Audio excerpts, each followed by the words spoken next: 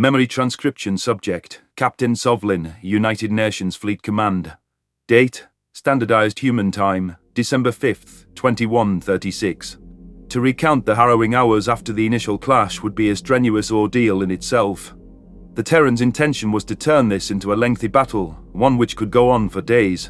It was gut-wrenching to see arcs of vessels huddled around Silas's azure shape. I knew this was a facsimile of what the Predators saw on Earth. There had never been a chance of holding or retaking the planet, not against a superior enemy. The UN kept our forces active while rotating personnel to keep fresh eyes on duty. Carlos and Onzo were given leave for a short nap, though they were set to return within a few hours. Samantha was going through cups of brown liquid like it was a magic elixir, and Tyler had summoned a mug of his own. As a former officer, I understood his hesitancy to abandon his station. I'm feeling a bit worn out myself. This is the longest battle I've ever witnessed. They're supposed to end in the span of a few hours. Any updates, Sovlin? Tyler stifled a yawn and shook his head to avert sleepiness. Break down the Axis current movement. I blinked my heavy eyelids. Sir, the Greys haven't deviated from their orbital positions. They're on high alert since our fleet is utilizing these hit-and-run tactics, as you call them. And the FTL disruptors are holding? Yes, sir. UN ships are emitting that signal loud and clear since we're outside the reach of Silas's transmitters. Don't want the bastards warping in right atop us like we did to them. Good. And Sovlin, you look like shit. Get some rest. I'll have a tech cover for you. I disembarked from my seat, knowing that I wasn't much of a tactical specialist with my current brain fog. The humans weren't going to win this war by exhausting their crew. It wasn't clear how long we could stay in a state of combat readiness. Even a predator would tire of stress-driven situations over an extended duration. My paws shuffled into the mess hall and I collapsed on the cool floor.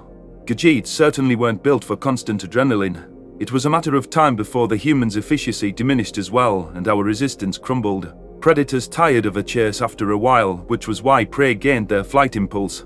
When Carlos and Sam discussed their legends with Selene, they left out their historical battles. I could fill in the blanks well enough from the Federation's knowledge. Tyler had discussed Earth's world wars, though in limited detail. The first conflict was a particular display of primitive barbarism. Its trench warfare was either exaggerated or had resulted in sloppy performances from their soldiers. The fact that it took so long to sue for peace was stubbornness. It was the refusal to surrender that Carlos mentioned. A human's body and mind would break before their will. I snoozed on the mess hall floor. My dreams were broken, bits of harsh memories sewn together. Tyler's confirmation that humans fought wars for thousands of years looped through my head. My brain fused that encounter with Zahn's initial briefing. The Takan doctor had been emphatic, stating that Terrans tormented each other through constant battle. Humans are conquerors who derive pleasure from dominating others. That is what their explorers have always done in their homeworld. They are aggressive, brutal, and territorial. Zahn's voice declared. Tyler hurling me into the cabinets resurfaced. It's just how we are, man. The imagery became increasingly surreal and chaotic as my subconscious grasped at examples of their empathy. The humans had allowed a Khajiit hospital ship to pass at the border skirmish. Those pilots' radio chatter had conveyed a desire to talk, not fight.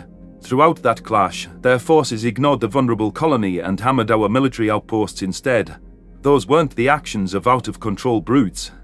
A calloused hand shook my shoulder and I groaned as I stirred. The explorers on Venlil Prime hadn't done what Zahn implied. First contact should have seen Tava's world conquered when even Tyler acknowledged that invigorating drive. How could I understand mankind's dichotomous nature when the past and the present were contradictions? If I solved that riddle, it might give me an honest perspective on the Khajiit's monstrous side too. Sovlin, you can't just sleep out here. Carlos was hovering over me and taking care to avoid my bristling spines. We let you get a few hours of shut-eye, but someone's going to step on you. I rubbed my eyes. Carlos? Are humans as a species conquerors? I don't think so. We're warriors, and some people confuse the two. Mix in clannish tendencies and competition, then believe that your enemy is intrinsically different from you. Yes, we felt that way toward our own. But look what the herbivores did to us because of that same belief. You're saying all humans didn't see their enemies as people? Yes, that's the belief that makes monsters of us all. Nobody has empathy for someone that is too unalike. The pieces clicked in my brain alongside a rush of horror. The Federation was guilty of the same savagery as the humans. They pillaged and condemned Earth because predators weren't people. Brutal capabilities didn't just lurk inside primitive uplifts and flesh-eating species. Most concerningly, zero empathy wasn't a requisite to complete atrocities beyond comprehension. But it's not just a trait of the Gajeeds. Thank the Protector. You're very wise, Carlos, I murmured. I wonder where you learned it from. The olive-skinned soldier sighed. Let's just say I didn't grow up in a stable home. There's a reason I didn't check in on my family post-Earth. I decided that I never wanted to be like my old man, and that I was going to figure things out for myself. And you joined the Peacekeepers to get away? Yes. I got assigned to humanitarian missions at first, and it felt good to make a difference. I learned a lot about people. Humans. I learned how to stand in the other guy's shoes. Thank you for trying to understand me from the beginning. I never deserved it. I'm not so sure you're a bad person. You had that belief I talked about, and it made you a monster. That's as human as it gets, Sovlin. I'm not sure that is a compliment. Oh, it's not. Anyhow, Tyler, Officer Cardona wants us back on the bridge. Let's get to work, huh? Carlos ushered me back into the bridge, a rejuvenated light in his eyes. The situation on Silius appeared unchanged from a cursory glance at the viewport. Smaller Terran craft harassed the Arxa fringes while the main UN fleet prevented escape or reinforcements. The Greys weren't challenging our position.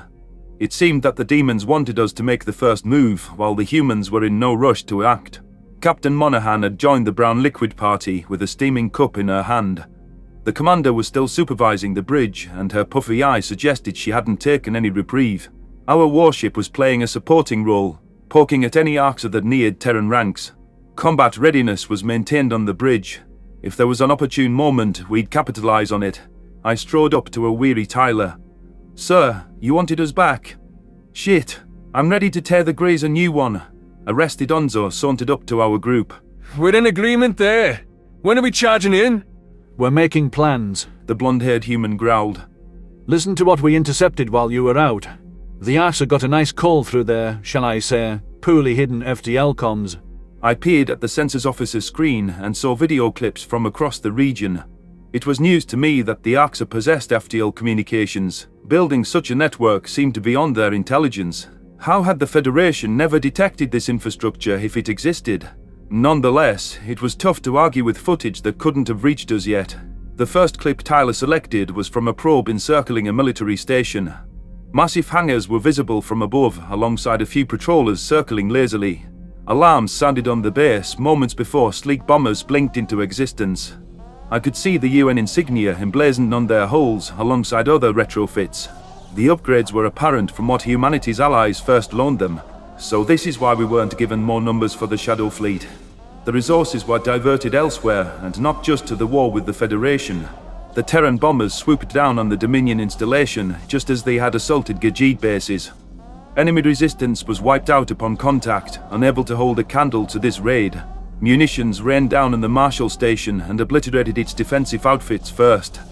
Explosions punished the living quarters next. Any filthy Greys still on board were buried. The humans ensured that nothing remained of the base and that no Arxa escaped off-world. It floored me that the Greys had allocated so few ships to defense. Then again, the aggressive monsters couldn't think of anything but killing. Their singular focus was inflicting torment upon the Tillfish homeworld. It had been a long time since the Arxa met a worthy foe. Samantha swallowed a gulp of her bean drink. It's the same scene on every base we're aware of. Even if these fuckwits take Silis, they'll have no place for the ships to return.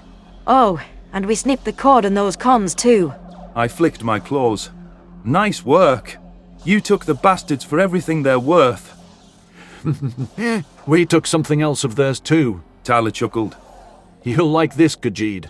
The tall human picked out a new video from the data feed. A Terran transport was docking with a streamlined station, which seemed tailored to ship traffic rather than war. More UN craft latched onto other compartments rather than causing a traffic jam in the main hangar. The primates were well practiced at forced entries. They'd make an opening or pick a lock where necessary. Tyler jumped to an internal security feed, which showed armored humans busting through an emergency airlock. Fattened Arxa guards greeted them with gunfire, but the Terrans overran their garrison. The boarding party mowed down their opposition and barked to each other about rescuing captives. Several primates returned past the camera, carrying prey aliens that were in poor condition. We've had the plans to liberate the cattle farms since day one. Now that we know how the Greys operate, we've fucking hit every farm too. Samantha hissed. Carlos bared his teeth. Our estimates are millions of cattle per sector. How are we going to get them all off-world? They're in our custody, and that's what matters. Tyler suppressed a yawn and blinked with drowsiness. We'll move as many as we can. That's one hell of a humanitarian victory, Carlos. Forget the logistics, I said. Onzo curled his lip. Why aren't the Greys going back for their assets? Because that ship has sailed, buddy. Tyler answered. They threw the whole sector for one rock. Might as well take Silis. They have nothing to lose. Satisfaction swelled in my chest, and the O'Toole brightened with content as well. The Arks had just lost all major assets and infrastructure across a 100 light-year radius. This could be a pivotal turning point in the war. While the humans had sacrificed Silis, they had undermined the Greys' malice everywhere else. This was cause for celebration, no matter what unfolded in this system. I'd love to see the Predators losing their dim-witted minds, I chuckled. Samantha folded her arms. Would you? Show him what they directed at us. Tyler brought up a single outbound transmission, and the visage of a female Grey materialized. It was the same one taunting the humans at the start of the battle. Now, its maw was agape with fury. Its eyes were furious slits. It jabbed its claws at the camera like it wished to stab the listener through the screen. You irreverent grass munchers really fucked up now. How dare you destroy Dominion assets? I'm going to burn this fucking planet to the ground. The raving Arks roared. Since you killed my food, I'm going to make a cattle farm solely of humans to replace it. That will put you back in your fucking place. You will regret this. I blinked in confusion. The Greys perceived the humans as equals, and that should be doubly true after our battlefield prowess here. From what I'd overheard, it would go against the Arks' twisted philosophy to eat another predator. Was this chief hunter really going to go against its government stance out of spite? I don't think the humans would make good cattle. They're too headstrong and devious. Tyler cleared his throat. That leads us to our plan. Evacuations on Silis was subpar given their rushed timetable. We will, in no circumstances, stand for humans being captured for that purpose. So what are we doing? Shooting down cattle ships, I offered. If it comes to that, and we can't board them, yes. But getting soldiers off Silis just became a priority. The UN fleet is going to engage the Arks head-on, distract them. Meanwhile, shuttles will sneak through the gaps and rescue as many humans as possible. Great, sir. Just tell me how we're going to get their attention. That's the thing. I will be heading down to the surface. I know it's atypical for an officer to volunteer himself, but a personal matter has come up that I must attend to. Onzo hissed in annoyance. You didn't invite me. Where was the sign-up sheet? You can come if you want to, but buddy, it's very dangerous. Dangerous for them. I'm coming with you. End of discussion. That was an interesting way of speaking to a superior officer, but the O'Tooles seemed to get special considerations. I couldn't understand why Tyler would rush off and shirk his station duties. It was an unusual decision to say the least. What could be personal enough to have swayed his judgment? While I didn't want to challenge the big guy, I felt a responsibility to talk some sense into him. Forgive my insolence, but I care about your welfare. You're an officer, sir, like you said. I chewed at my claws, anxious at the risk Tyler was undertaking. With respect, you're more useful up here. The captain wouldn't want you wasting your talents on field work. Captain Monaghan has been apprised of the circumstances, and she signed off on my departure. The census officer rumbled. With this development, I would be too distracted to fulfill my duties. You guys will be fine without me. What development? Personal or not, I can't understand without a clue why you're doing this. Samantha grimaced. We should just tell Sovlin, sir. He'll find out on his own. Tyler narrowed his eyes. Suit yourself. The floor is all yours, Sammy. It's Sam. Anyway, snap to it, Sovlin. I was scanning transmissions from the surface like Ty ordered, and I keyed into this one. Samantha's pale fingers scrolled through her viewing history, and she picked out a highlighted transmission. I eyed the humans warily, wondering why they had reservations about sharing this information. What could happen on Silis that had any personal impact on myself? The Tillfish genocide was tragic, but I had no connections on the surface. A broken audio clip filtered through the speakers. This is Captain Marcel Fraser. We have a Hot blood rushed to my ears and a ringing sound drowned out the rest of the transmission. I keeled over against the station, shaking my head in denial. That predator's voice was one I could recognize anywhere. Knowing that Marcel, the human I'd tormented, was trapped on Silis changed everything. Of course Tyler wanted to rush off and rescue his packmate.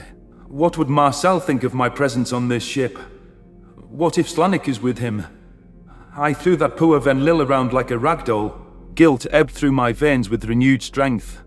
How was it fair that I was cozy on the ship, while Marcel and Slanik could be captured to a cattle farm? If there was a way for me to trade places, I would do it in a heartbeat. It wouldn't scratch the debt I owed my two victims. I deserved suffering from the beginning anyways. The Terrans were too merciful. Tyler twisted his fingers into my scruff. Sovlin? Shit. This is why I didn't want to tell him. I can't. Tears soaked my cheek fur and mucus congested my nasal passageways. Good luck, sir. I understand. Hey, I'm gonna get Marcel and Slanik out of there. Just need to pull someone off nav station to fly my shuttle. I know these folks are a lot harder to replace than us people reading screens. Not sure where we can spare a pilot, but I have to get to Silis. I'll go. I can fly. No way. How the fuck would I explain that to Marcel and Slanik? I've flown it down during an orbital raid before, back when I picked up Selene. Carlos and Sam can attest to my skills. It's the best option for the ship, sir. I don't think they'll react well to your presence. You know what I mean. Slanik and Marcel are both pilots. If either wishes to serve me to the Greys, I will crawl into their cages willingly. I just need to get you down there. Let me do this for them. For Marcel. Tyler crossed his arms, deliberating his options. I understood that my victims wouldn't be pleased to see me, but taking a pilot from Navigations could get humans here killed. It had to be an expendable crew member like myself. Besides, from my perspective, failure was not an option. Marcel and Slanik would be saved if I had to sacrifice myself in the process. Fine, the census officer decided. Let's get a shuttle and get moving.